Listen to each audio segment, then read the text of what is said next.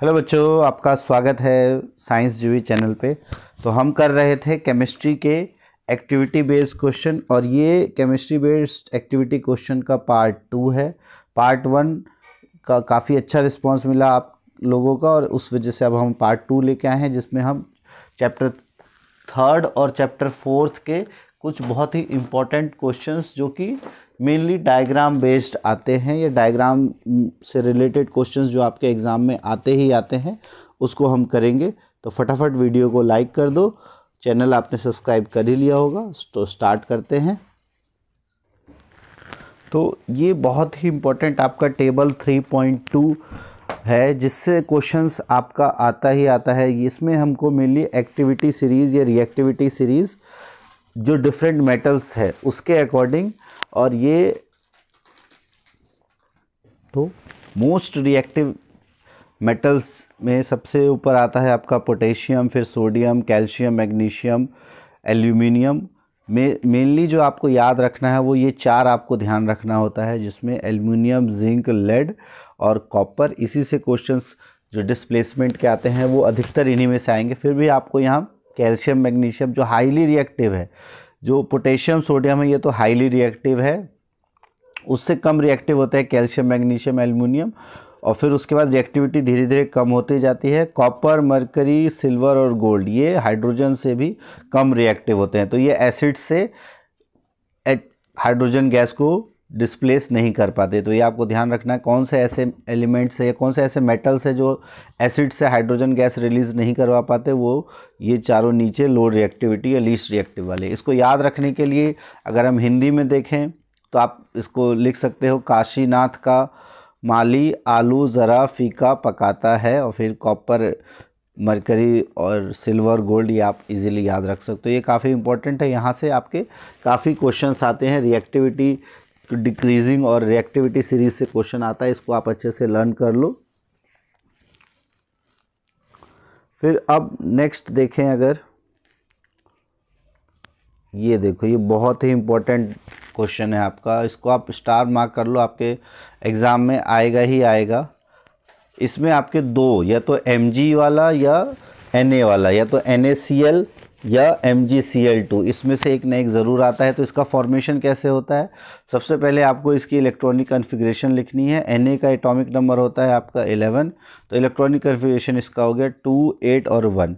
अब क्योंकि इसकी जो वैलेंसी है वो 1 होती है और ये नोबल गैस कन्फिग्रेशन के लिए इसको Na+ बनाना पड़ेगा और एक इलेक्ट्रॉन लूज़ करना पड़ेगा, तो इसने एक इलेक्ट्रॉन लूज़ किया और नोबल गैस कन्फिग्रेशन बन गया।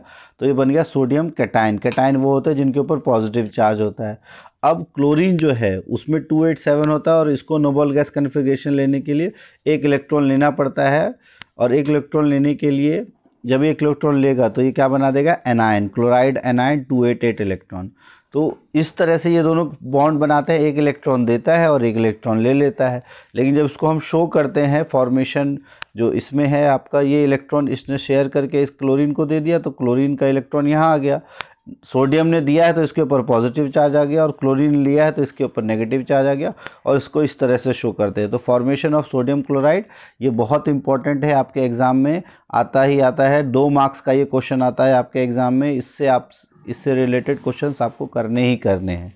एक और आता है सेम आपका MgCl2, तो इन दोनों में से एक ना एक ज़रूर आएगा। Mg का एटॉमिक नंबर होता है आपका 12, इसका इलेक्ट्रॉनिक कन्फिग्रेशन हो गया आपका 282, और मैग्नीशियम कैटायन जो है Mg2+2+, क्योंकि नोबल गैस कन्फिग्रेशन जो 10 है नियॉन का, वो उसको अटेन करने के लिए 2 इलेक्ट्रॉन रिलीज़ करने हैं, तो इसने 2 इलेक्ट्रॉन रिलीज़ कर दिया तो 2 पॉजिटिव चार्ज आ गया।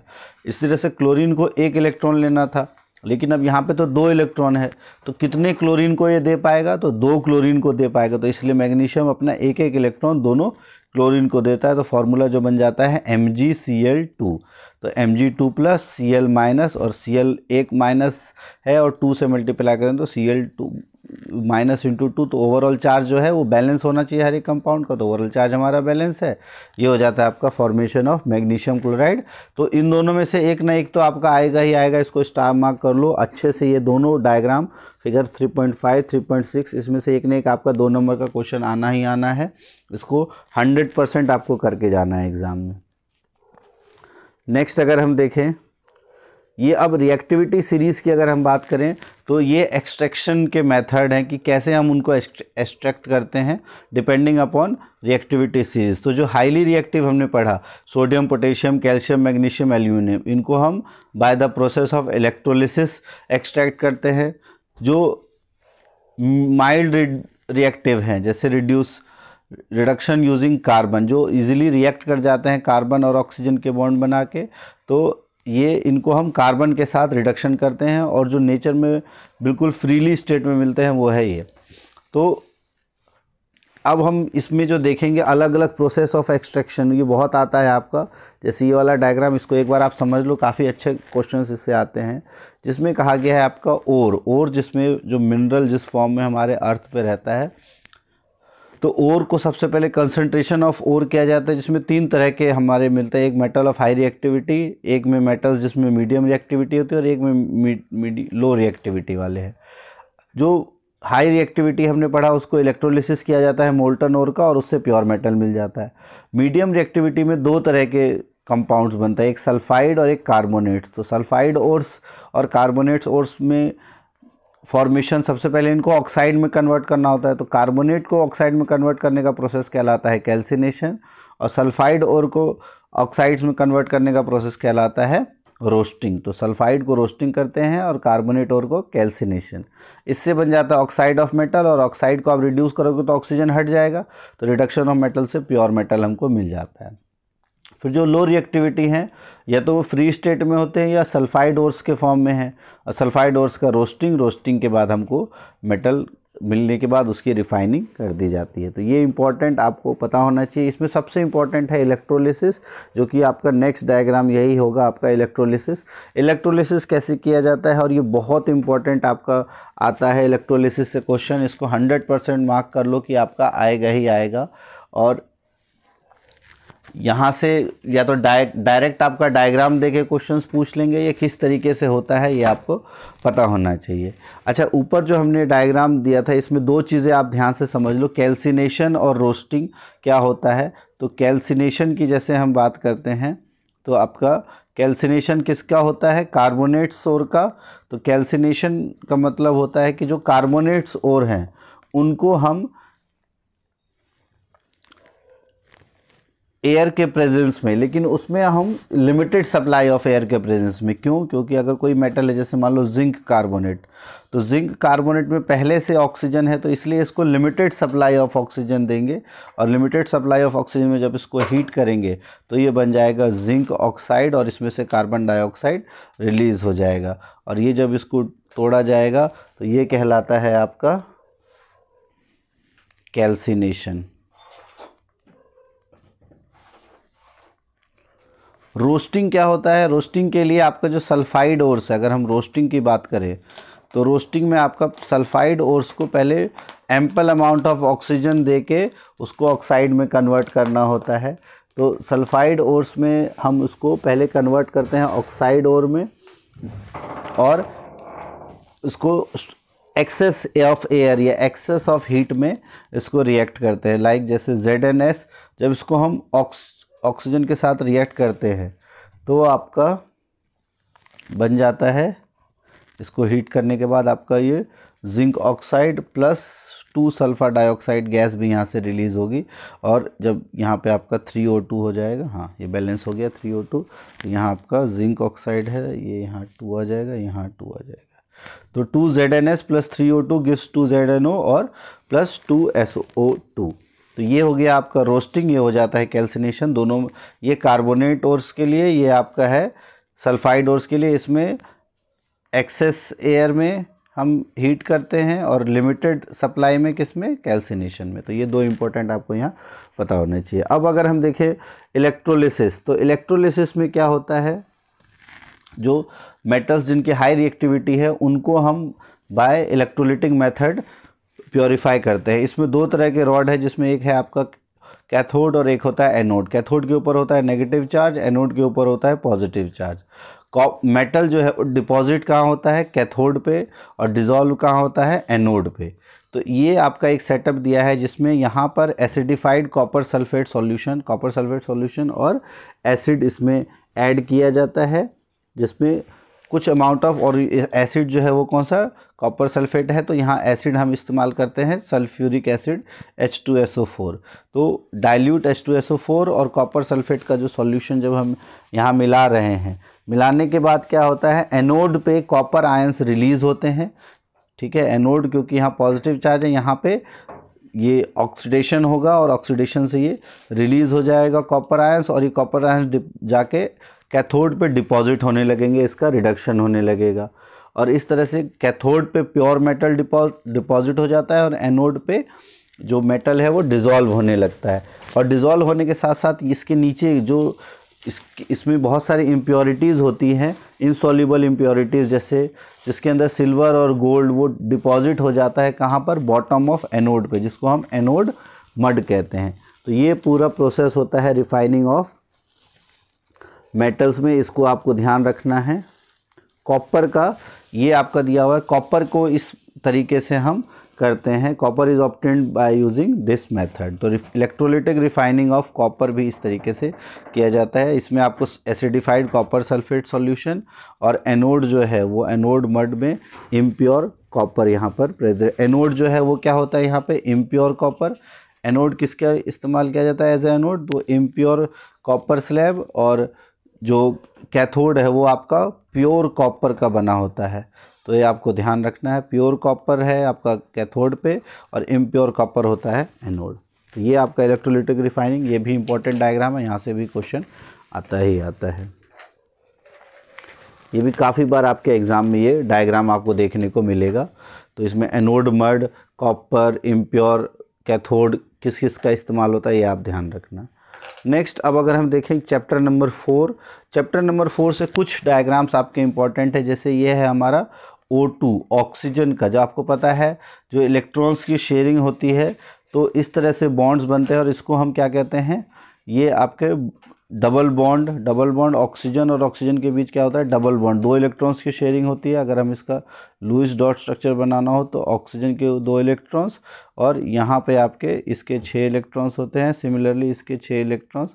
तो आप इसको कैसे विचार और इसके, तो इस तरह से इसके आपके 8 इलेक्ट्रॉन्स कंप्लीट हो गए और इस तरह से इसके आपके 8 इलेक्ट्रॉन्स कंप्लीट हो गए। तो चाहे आप इसे डॉट से बनाओ चाहे आप इसे क्रॉस से बनाओ, इसको हम कहते हैं लुईस डॉट स्ट्रक्चर। और जब इसको हम बॉन्ड फॉर्मेशन में देखेंगे तो ये डबल बॉन्ड बनाएगा और यहाँ पर इसके 4 इलेक्ट्रॉन्स और इसके भी 2 पेयर्स ऑफ इलेक्ट्रॉन्स एक साथ रहते हैं। तो ये हो गया O2 का फॉर्मेशन। नाइट्रोजन जो है वो ट्रिपल बॉन्ड बनाता है। तो अगर हम इसके इलेक्ट्रॉन्स की शेयरिंग देखें तो ये 3 इलेक्ट्रॉन्स की शेयरिंग करता है और नाइट्रोजन के आउटर मोस्ट वैलेंस सेल में कितने होते हैं, 5 इलेक्ट्रॉन्स। तो ये 3 इलेक्ट्रॉन्स यहाँ हो गए, 2 इलेक्ट्रॉन्स यहाँ, इसी तरह से 2 इलेक्ट्रॉन्स यहाँ। तो अगर हम देखें इसके 8 कंप्लीट करने के लिए ये 6 और ये 2 8 इसके कंप्लीट हो गए और ये 6 और ये 2 8 इसके कंप्लीट हो गए। तो इसके लिए क्या 3 इलेक्ट्रॉन्स की शेयरिंग करता है, तो इसलिए इसको हम शो करते हैं N ट्रिपल बॉन्ड N, और यहाँ एक इसके 2 इलेक्ट्रॉन्स, यहाँ 2 इसके इलेक्ट्रॉन्स। तो इस तरह से हम N2 को शो करते हैं नाइट्रोजन गैस को। और क्योंकि इसमें ट्रिपल बॉन्ड होता है इसीलिए ये बहुत ही ज़्यादा स्टेबल कंपाउंड होता है और बहुत कम रिएक्ट करता है। ऑक्सीजन में डबल बॉन्ड होता है इसलिए रिएक्टिविटी इसकी नाइट्रोजन से ज़्यादा होती है और इलेक्ट्रॉन्स जो फ्री हैं इसमें ज़्यादा, इसी वजह से ऑक्सीजन ज़्यादा रिएक्टिव होता है। तीसरा अगर देखें जो इम्पोर्टेंट इसमें से आता है आपका वो है CH4, जिसमें इसको हम कहते हैं मीथेन। मीथेन का स्ट्रक्चर होता है आपका CH4 का, जिसमें 1 कार्बन और 4 हाइड्रोजन के साथ बॉन्ड बनता है।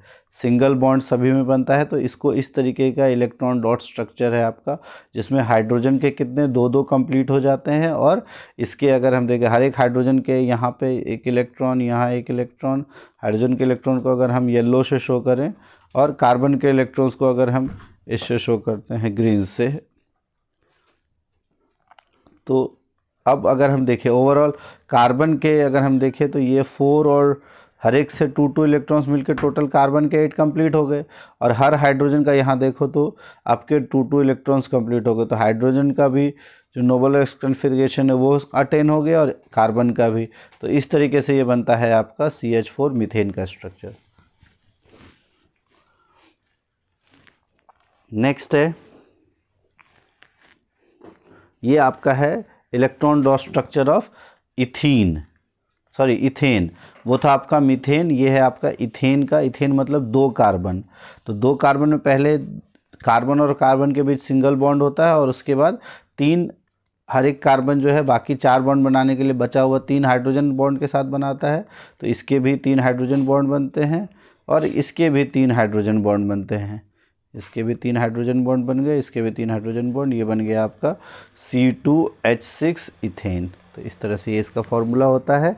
इसका इलेक्ट्रॉन डॉट स्ट्रक्चर ये भी काफ़ी इंपॉर्टेंट है आपका, जिसमें कार्बन और कार्बन के बीच में डबल बॉन्डिंग होती है। अब डबल बॉन्ड हो गया तो अब कितने बॉन्ड्स बना सकता है हाइड्रोजन?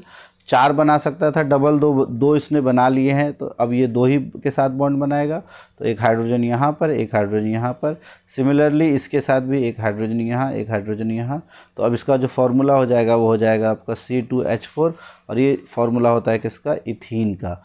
और ये एक एल्कीन होता है। एल्कीन का जनरल फार्मूला क्या होता है आपका? CnH2n। ये आप ध्यान रखना, CnH2n जनरल फार्मूला होता है। एल्कीन का जनरल फार्मूला क्या होता है? CnH2n+2। तो ये आपको ध्यान रखना है। नेक्स्ट है ट्रिपल, अच्छा ये इंपॉर्टेंट है आपका। अच्छा, इसमें अगर हमको ट्रिपल बॉन्ड बनाना हो, आपका इथाइन बनाना हो, तो इथाइन में आप ध्यान रखना, इथाइन में ट्रिपल बॉन्ड होता है। तो कार्बन और कार्बन के बीच ट्रिपल बॉन्ड बनता है जब 3 इलेक्ट्रॉन्स की शेयरिंग होती है। तो एक हाइड्रोजन और एक हाइड्रोजन इधर बॉन्ड बनाता है, तो ये बन जाता है C2H2। एल्काइन का जो जनरल फार्मूला होता है वो होता है CnH2n-2। तो ये आपको याद रखना है जनरल फार्मूला। और ये आपका इथाइन का स्ट्रक्चर। तो इथाइन, इथेन या इथीन और मीथेन, ये 4 में से एक न एक आपके एग्जाम में आएगा ही आएगा। इसको अच्छे से कर लो आप। फिर ये अब लास्ट और मोस्ट इम्पॉर्टेंट जो आपका इस चैप्टर से एक डायग्राम आता ही आता है और एग्ज़ाम में आपके आना ही आना है।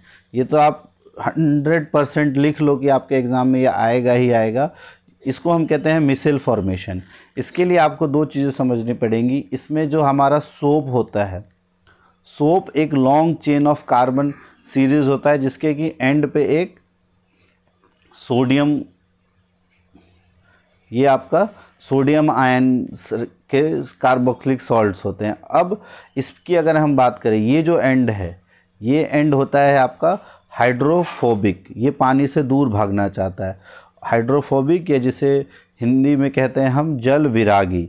तो ये हाइड्रोफोबिया होता है इसमें। और ये जो एंड है, क्योंकि यहाँ Na+ है, तो ये एंड जो है ये होता है आपका हाइड्रोफिलिक, मतलब पानी को प्यार करने वाला, जल रागी। तो ये हो गया आपका हाइड्रोफिलिक और ये होता है आपका हाइड्रोफोबिक। तो अब इस केस में ये पानी के साथ बॉन्ड बनाता है और ये डर्ट के साथ, जो कहीं पर अगर डर्ट है तो डर्ट के साथ ये बॉन्ड बनाता है। मान लो यहाँ पे आपका ये डर्ट है, तो इस डर्ट के साथ ये बॉन्ड बना लेगा, क्योंकि डर्ट भी जो है वो क्या है? हाइड्रोफोबिक। तो आपको पता है लाइक बॉन्ड बनाते हैं, तो ये डर्ट के साथ ये हाइड्रोफोबिक एंड बॉन्ड बनाता है। और इसी तरीके से साबुन के बहुत सारे मॉलिक्यूल्स हैं, तो बहुत सारे मॉलिक्यूल्स इसी तरह से डर्ट के साथ ये हाइड्रोफोबिक वाला पार्ट बॉन्ड बनाएगा। सभी अलग अलग जितने भी हैं ये हाइड्रोफोबिक पार्ट बॉन्ड बनाएगा। और इधर आपका सब में जो हाइड्रोफिलिक वाला पार्ट है, जो पानी के साथ बॉन्ड बनाता है, वो इधर रहता है सोडियम प्लस आप इसको कह सकते हो। अच्छा, इसमें जो ये है, ये इस फॉर्मेशन को हम कहते हैं मिसेल फॉर्मेशन। और जब पानी हम डालते हैं तो क्योंकि ये इसने इसके साथ बॉन्ड बनाया, ये वाटर के साथ बॉन्ड बनाया, तो इसको ये छोटे छोटे पार्ट्स में तोड़ देता है और इससे हमारा डर्ट और ग्रीस जो है वो साफ़ हो जाता है। अब बहुत बार क्या होता है, हमारा जो हार्ड वाटर है उसके अंदर मैग्नीशियम और कैल्शियम के सॉल्ट्स प्रेजेंट होते हैं, तो इस वजह से ये जो पार्ट है ये स्कम के फॉर्मेशन में बन जाता है, झाग ना बन के स्कम बन जाता है। और इस कारण से सोप मॉलिक्यूल्स जो है वो सही से साफ़ नहीं कर पाते और उनको उसकी जगह हम क्या यूज़ करते हैं, फिर डिटर्जेंट्स। ये आमतौर पर सफाई इसी तरीके से होती है अगर सॉफ्ट वाटर है। हार्ड वाटर में ये स्कम फॉर्मेशन करने लगता है और तब हमको डिटर्जेंट्स का इस्तेमाल करना पड़ता है। तो इसमें इसने इसके साथ बॉन्ड बनाया और जैसे ही आप ब्रश से उसको फोर्स लगाते हो तो ये छोटे छोटे पार्टिकल्स में टूट जाता है और डर्ट आपका साफ़ हो जाता है। तो इस तरीके से सोप की वर्किंग होती है। और इस पूरे जो डायग्राम है इसको हम कहते हैं मिसेल। और ये मिसेल फॉर्मेशन काफ़ी इंपॉर्टेंट होता है आपके एग्ज़ाम के लिए। इससे 100% क्वेश्चन आता है। इस टॉपिक को अच्छे से आप समझ के चले जाओ। अगर और भी कोई डाउट होगा तो आप कमेंट करना, हम इसको ज़रूर कंप्लीट करवा देंगे। तो ये कुछ मोस्ट इम्पॉर्टेंट आपके केमिस्ट्री से डायग्राम्स थे। पार्ट 1 और पार्ट 2 में हमने इसको कवर कर दिया है। इससे रिलेटेड डायग्राम आपका एग्ज़ाम में मान के चलो जितने भी डायग्राम्स है उससे क्वेश्चंस आपके ज़रूर आएंगे। लगभग आपके केमिस्ट्री के जो अगर हम ओवरऑल आपके 80 मार्क्स को डिवाइड करें तो 80 मार्क्स में से लगभग 15 to 20 मार्क्स आपका इन्हीं डायग्राम से ही आता है केमिस्ट्री का। तो इसको आप बहुत अच्छे से कर लो, तैयारी करते रहो। ऑल द बेस्ट आपको तैयारी के लिए। और अगर आप चाहते हो कि हम बायो और फिजिक्स के भी इसी तरह के कुछ इंपॉर्टेंट डायग्राम्स को भी लेके आएँ तो आप कमेंट ज़रूर करना। तब तक के लिए all the best, keep watching science TV. Thanks for watching.